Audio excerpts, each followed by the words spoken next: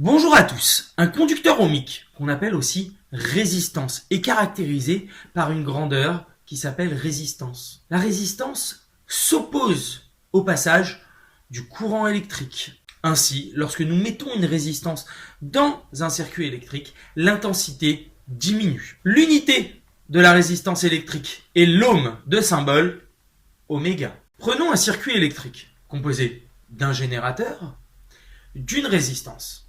Nous allons mesurer l'intensité du courant électrique à l'aide d'un ampèremètre branché en série, ainsi que la tension aux bornes de la résistance à l'aide d'un voltmètre branché en dérivation. Faisons varier cette tension grâce au générateur.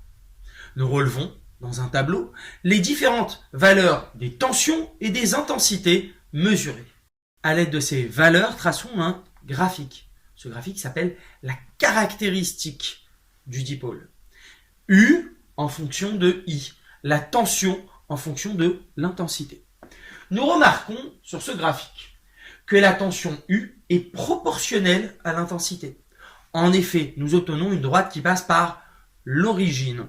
U est proportionnelle à I. En mesurant la valeur de notre résistance à l'aide d'un ohmmètre en dehors de tout circuit, nous remarquons que ce coefficient de proportionnalité que nous avons dans notre caractéristique est égal à la valeur de la résistance. Nous en déduisons donc la loi d'Ohm. U égale RI.